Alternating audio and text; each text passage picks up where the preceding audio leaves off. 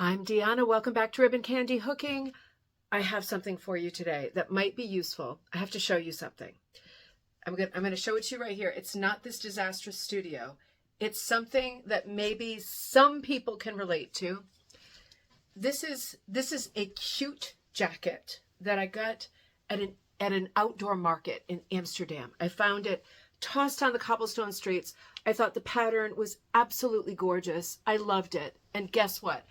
Before I had the 2 kids and the 2 C-sections, it fit great. Are you ready for this? Not what I need first thing in the morning. You see that? If I sneeze, it's going to like rip up the back. So we got something going on here. It's a choice. This is the best part. Like, this did fit. That's the thing. This fit. And it wasn't that long ago. This is what I would call 10-pound sausage in a 5-pound sack. So I have to make a decision. Do I want to part with this beautiful all wool jacket that doesn't have any holes? It is in great shape. It just does not fit my body. Do I want to challenge myself to some incredibly arduous weight loss program so I can put this jacket back on? No. Do I want to donate this jacket to charity because it's so pretty and it's vintage? No. So I'm going to cut it up. We're going to do a chop shop. I'm going to cut it up and I'm going to use it for a piece that I love and I've been wanting to do anyway. So spoiler alert, the Haunted Rug book is currently printing and the author's copies are going to be on their way to me shortly. And they're going to come to you if you've already ordered your copy. So one of the patterns in that book is destined to be, I think, maybe my all-time favorite. Do you know the famous and historic rug hooking pattern that's attributed to Garrett Bluenose of the 3 bears from Goldilocks walking along with their bowls of porridge? Well, I did kind of a parody on that idea because it's such a well-known rug. It's like part of rug hooking history. And I love the design. I have many of the 3 bears with their porridge. I thought, what are the 3 bears doing when they're not making porridge? And I thought, well, maybe they're going trick-or-treating. So I put this sketch together that is one of the patterns in the Haunted Rug book. It looks like this, with Papa Bear dressed as Sherlock Holmes, Mama Bear dressed as a witch, and Baby Bear dressed as a bumblebee. And there's mystery swirls around them, not steam. You know how the original has steam coming out of their porridge bowls? This is just swirls of midnight and mystery.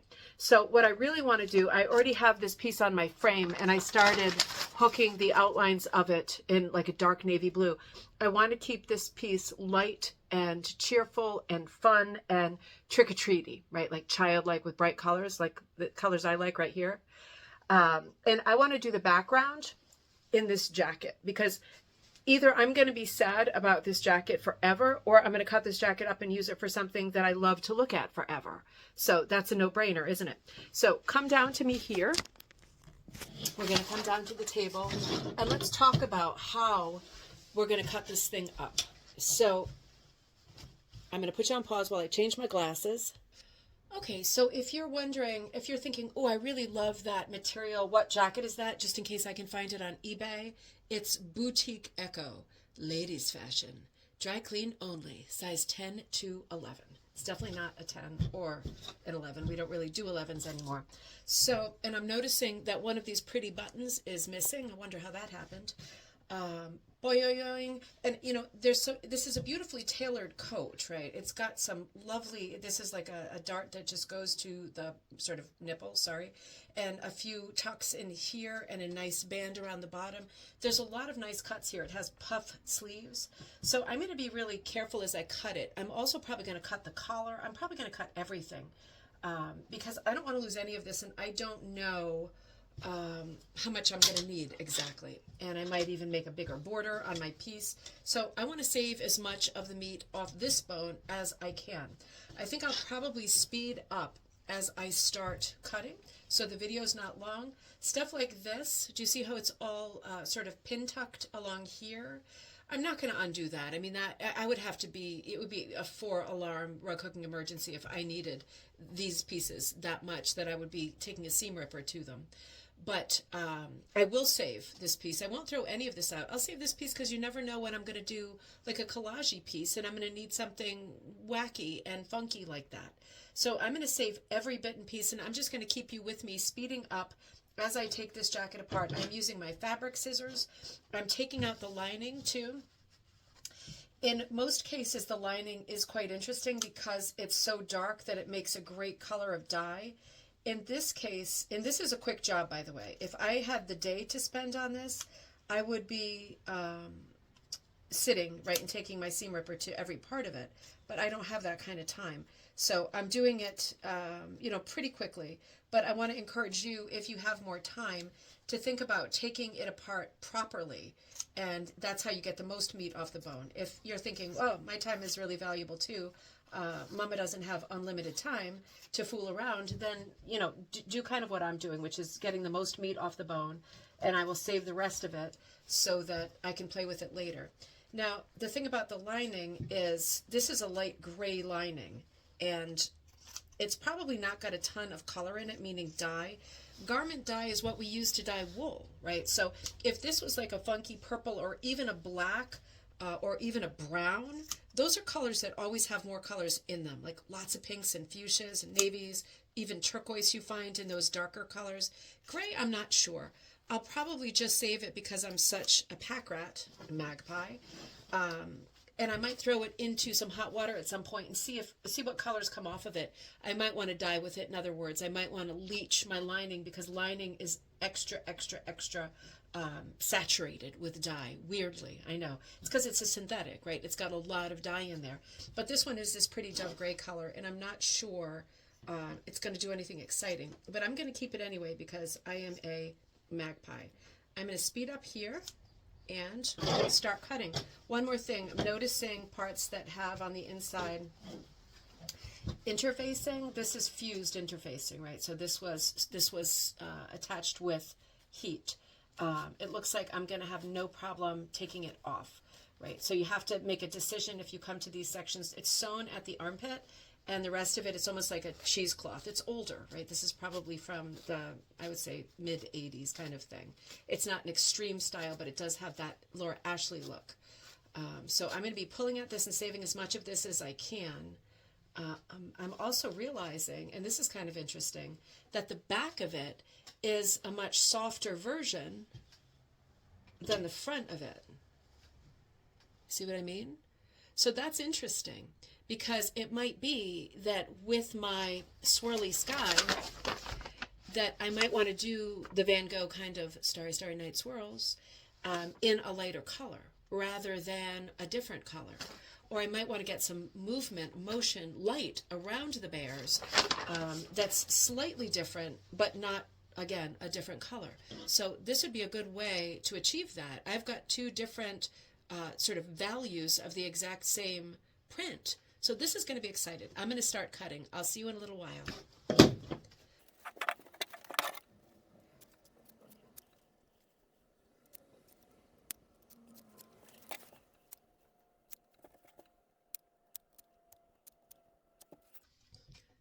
Now I'm already going to pause while I do this. I'm being a bit careful here, right? Because I love the jacket that much. And you can see, without using a seam ripper, right, which I probably will do in the end for these small parts, you can see I'm just cutting and it's leaving a tiny bit of the lining. I am going to want to, if I need this part, do some of this or take out a seam ripper at some point and take all of the lining off.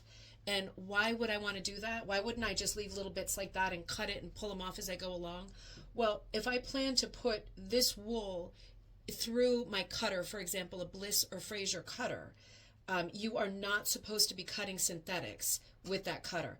The brand says currently that the blades can handle only 20% synthetic. So for example, if you have a wool that is a wool blend and it's like 80% wool, that's the most that the blades should be subject to without worrying about damaging and dulling your blades. So this is 100% synthetic here, right? So I err on the cautious side with expensive machines.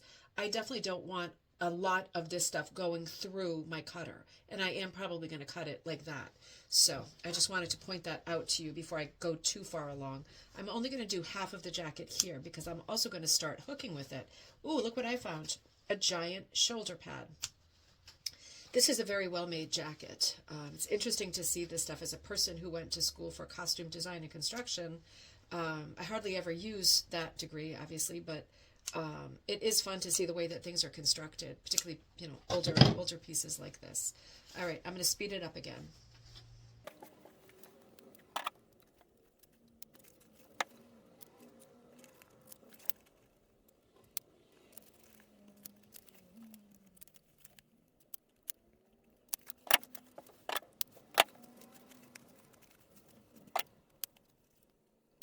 And just so you know what I'm doing here, I'm just separating the lining from the jacket.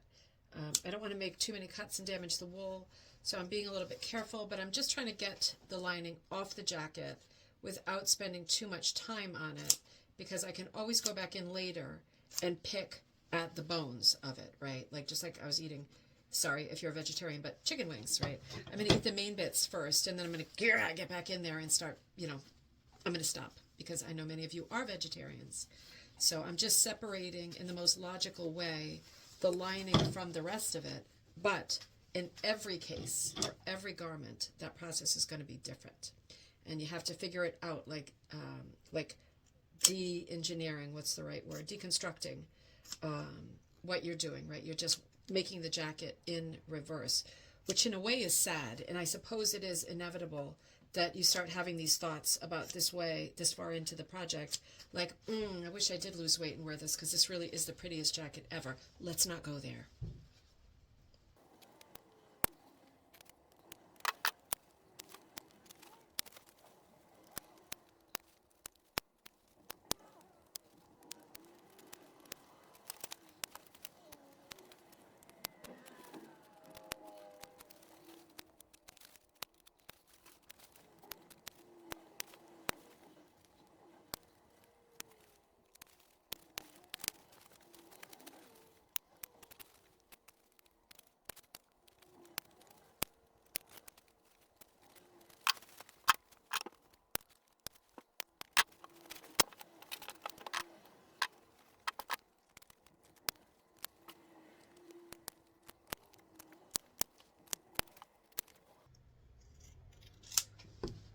Now at this point, I'm cutting on the on the selvage edge of the seam. So not like the body of the jacket. This doesn't matter. We're talking about like a 1/16 of an inch.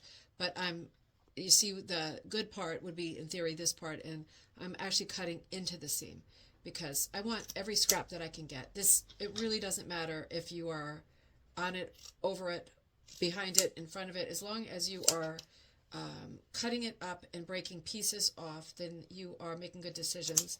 I kind of pull at the seams and stuff like this as I go, because it looks like some of them will rip, and others I open them enough that I'm able to cut right into the seam, and I'm not actually cutting on the edges of the jacket, right? I'm going to be able to use the little edges there, because I'm being a little bit careful about the way that I'm cutting.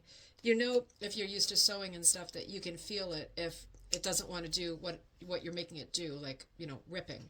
So I'm just taking the pieces off bit by bit. I'm not going to do all of this in one sitting. I'm just showing you. This is the part that's called the placket, right? This is the underside of where the buttonholes or the buttons would be. And this is its own piece. You can see that this is all faced with the fusible interfacing. But I imagine that, I'm going to pull at it here. I imagine that just like the other interfacing, it's all going to come off. Yeah, it's all just going to peel off. So I'm going to cut the pieces first, and then I'm going to peel those bits off. Those aren't the bits I'm going to use for this video. But yeah, that'll be no problem. It's quite good interfacing, I have to say. It's different than the stuff we use now, like what's it called, Pellon stuff or whatever, the dots.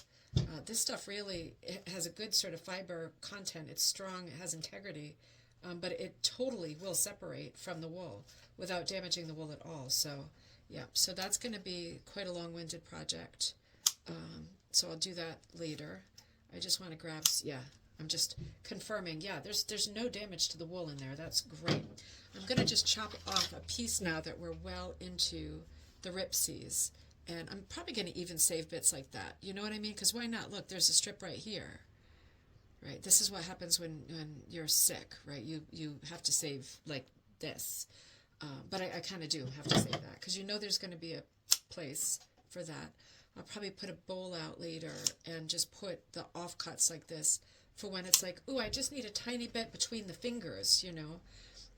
But otherwise, I would just keep going with trimsies, trimming everything. Let me figure out what part I'm going to cut up. Maybe should I cut the sleeve off? I could cut the sleeve off. I could cut the body. Have to cut out the darts. Yeah, let's cut the body off. Let's do that now. And then I'll cut up some strips and start hooking with them so you can see what this material looks like hooked. Hope it was worth it.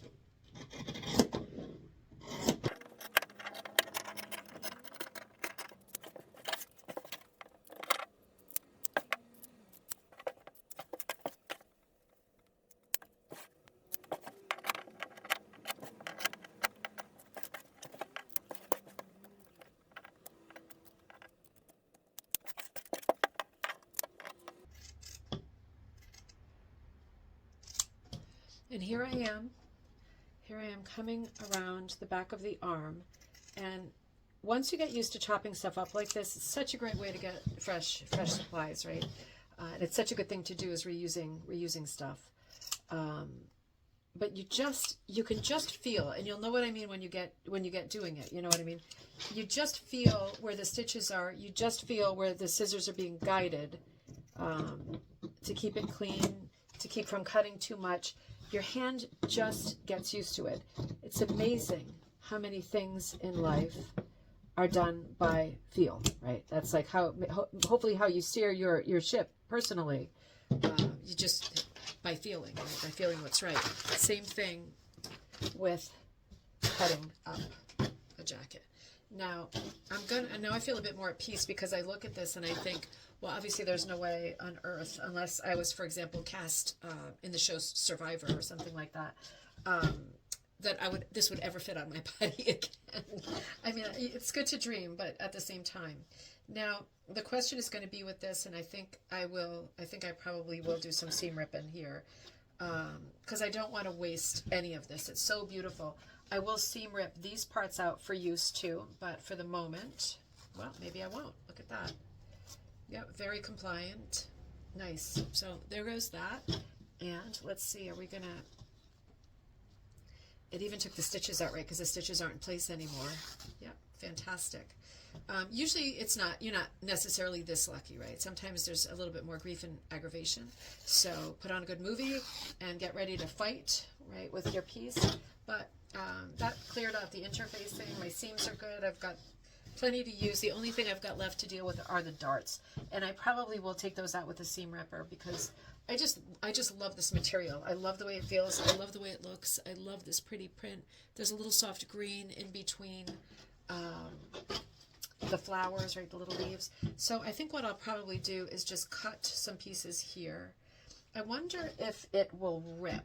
I don't know that I want to test it though, because it might rip ragged, and I don't really want to waste any of this. So I'm going to go right here, and I'm going to cut right above the darts. And of course, if you're a bit more classy and persnickety than I am, you could take out your quilting rotary cutter and your scar-proof board and do it that way. Zip. I have one of those too, but I just wanted to cut above the darts so everything is flat. And now what I'm going to do, I know I said I was going to cut it with my machine, and maybe I'll do that later. But now for this video, I think I'm just going to cut some pieces with my scissors.